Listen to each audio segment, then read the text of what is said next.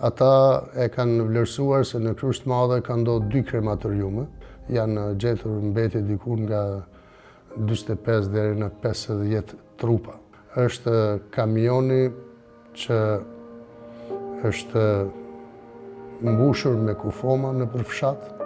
Fatkeqësisht jo, sepse në Krushë, sipas Tribunalit të Hagës, që është marrë me krimet e luftës, kur janë ardhur pas lufte, ata e kanë vlerësuar se në Krusht Madhe ka ndodhur 2 krematoriume. Aty thuhet se diku, sipas ekspertëve të Scotland Yardit, janë gjetur mbetje diku nga 45 deri në 50 trupa. Tani, ato shumica prej tyre janë identifikuar, por as aty nuk ka qenë baba.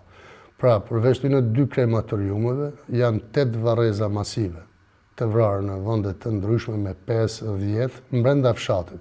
As këtu nuk ka qenë baba. Janë 10 varreza individuale. Edhe aty nuk ka rezultuar që të jetë baba ynë.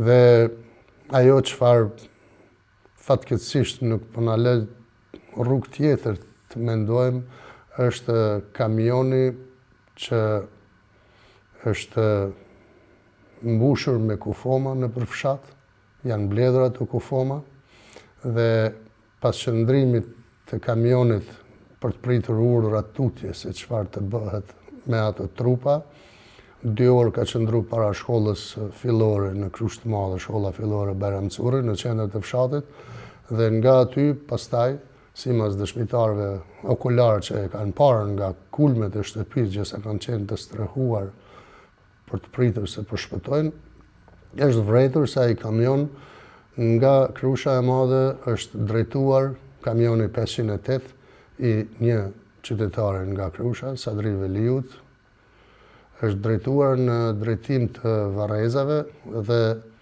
në anën e djathtë është një rrugicë e cila çon për në rrugën kryesore Krush-Prizren.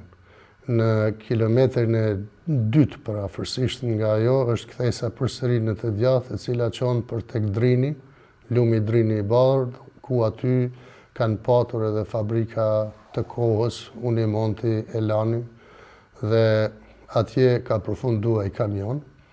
Është afruar afër rrjedhës së lumit dhe me një eskavator të familjes Hajdari të Krushës së vogël është shtyr në lum pasi që është djegur.